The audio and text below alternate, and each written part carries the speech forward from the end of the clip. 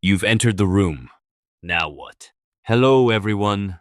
This is Brand Mavrick, here to talk a little more about some of the concepts I've developed and generously explained in my book, Cool on the Outside, Screaming on the Inside.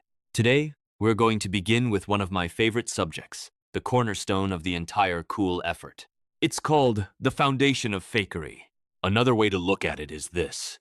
You've entered the room. Now what? Well, let me tell you. You're going to scan for exits, eye lines, and of course, opportunities for internal monologue suppression. Just think of it this way. Social cool is walking into a room like you already regret it. Office cool is walking into a meeting without planning to take notes. So, let's see where this goes. Chapter 1. You've entered the room. Now what? Scanning for exits, eye lines, and internal monologue suppression so. You're in. The door has shut behind you with a sound like an accusation. You're now officially inside. The restaurant, the party, or the co-working space with succulents and self-actualized baristas. You've crossed the threshold from anonymity to possible humiliation. You know the feeling. It's that instant stomach drop like you just hit reply all by mistake. It doesn't matter whether it's a cocktail party or your cousin's wedding. Every doorway feels like a test you didn't study for. People are noticing you. Or worse, they're not noticing you. Either way, the panic is the same. Let's break this down before you start sweating through your vintage t-shirt. You're ready to scan the room like Mrs. Brown is about to grade you again. Step 1. The scan. You have 3 seconds to conduct the full cool guy tactical assessment. First question. Who's cooler than you? The answer is everyone. Pretend otherwise. Second question. Where is the safest place to stand? 1. C. Ask. The answer is near something but not clinging to it. Do not hover near the buffet like an extra from Oliver Twist.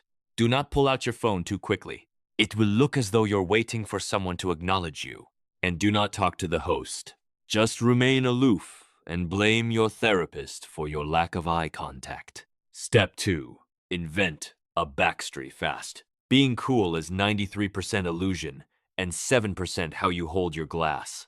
You didn't just stumble in here because a friend needed a wingman. Please, you're a low-key film editor who only cuts in black and white. You're a bikepacking minimalist who sleeps on gravel by choice. Or perhaps you're a part-time philosopher who just got back from a silent retreat in Taos where, obviously, you didn't speak, but somehow found 3 new tattoo ideas.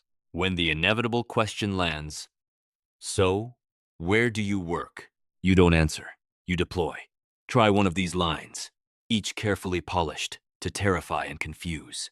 I'm between roles, but it's intentional. Mostly consulting. I can't really say much more. Or, my personal favorite, I've been working on myself. Nothing clears space at a party faster. Watch their pupils dilate, then watch them retreat. Step 3. Choose your pose. Maybe you lean. Maybe you squint. One night, I caught myself tapping my chin as though I were calculating bond yields. That's how far I'll go to appear unbothered. Take your pick.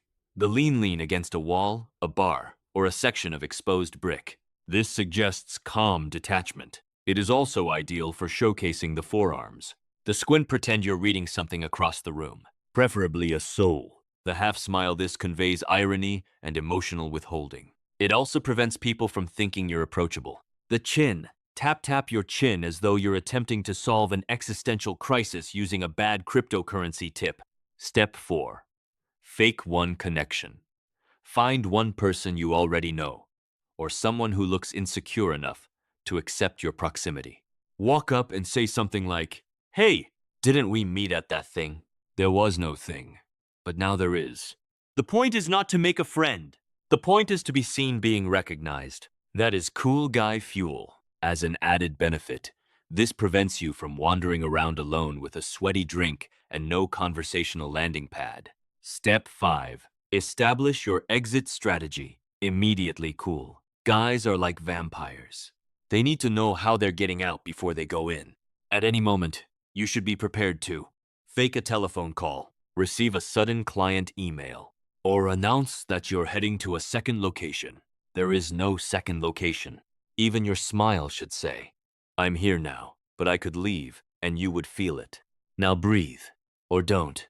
Entirely up to you. You are now officially passing for cool. No truths told, no bonds formed, and safely concealed. This has been Brand Mavrick, offering another lesson from cool on the outside, screaming on the inside. For more information about what I'm doing and about the book, visit CrankyBooks.com. You can also find Cool on the Outside, Screaming on the Inside on Amazon, or order it through a bookstore near you. Until next time, remain calm. Or, at the very least, look calm.